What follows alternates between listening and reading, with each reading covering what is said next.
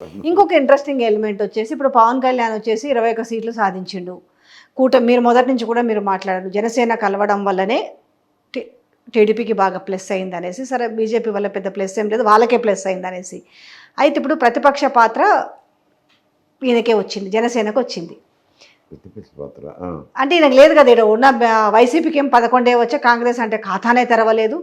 ఈ నేపథ్యంలో ఆయన ప్రెస్ మీట్లో కూడా ఒకటే మాట చెప్పిండు. నేను అంటే కొంచెం ఆయన ఇంపార్టెన్సీని ఎక్కువ తీసుకొని ఈ ఈ దాంట్లో దేశంలోనే 100కు 100 సాధించింది. మీన్స్ 21 పోటీ చేస్తే మేము 21 గెలిచినాము కాబట్టి 100కు 100 సాధించినట్టు.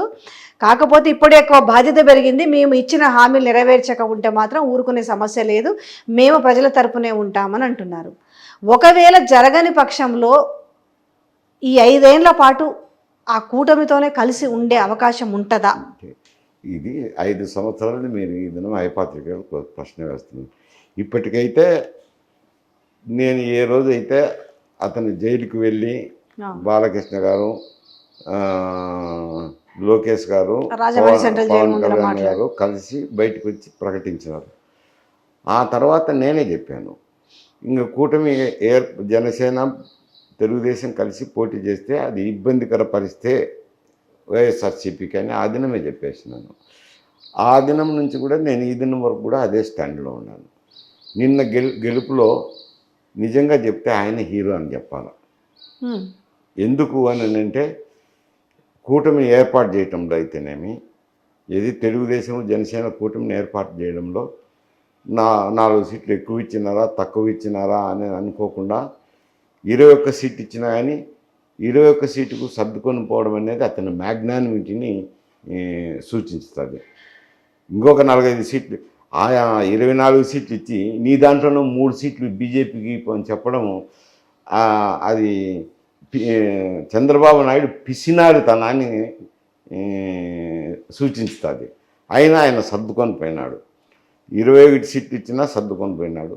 తర్వాత అందులో నుంచి 3 సీట్లు 24 నుంచి 3 ఇచ్చి 21 సర్దుకున్నాడు కదా. 3 సీట్లు బీజేపీకి ఇచ్చి ఒక కూటమిగా ఉండాలని కూటమి ఏర్పాటయ్యేదానికి అవకాశం కల్పించినారు.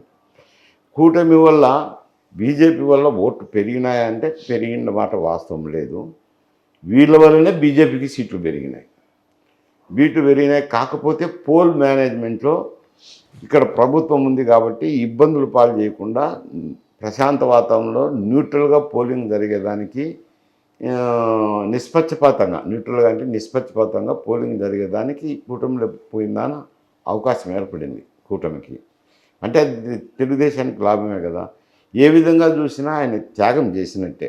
సీటు ఇవ్వటంలో అయితేనేమి, కూటమిని ఏర్పాటు చేయటంలో అయితేనేమి, వైఎస్ఆర్సీపీ ఓటు వ్యతిరేకమైన ఓటు చీలకుండా చూస్తాననే మాట మీద కట్టుబడి తనకు నష్టము జరిగినా కాస్త కూస్తో సాక్రిఫైస్ చేసినాడు. కాబట్టి చేసిన దానివల్ల నీకు అటు కాపు సామాజిక వర్గం నుంచే కాకుండా ఇటు రాయలసీమలోని బలిజ సామాజిక వర్గం అయితేనేమి, తూర్పు కాపులు అయితేనేమి, ఒంటరి వాళ్ళు మొత్తం అంతా గ్రూప్ అంతా చేసిన దానివల్ల ఈ ప్రభంజనం వచ్చింది అంటాను.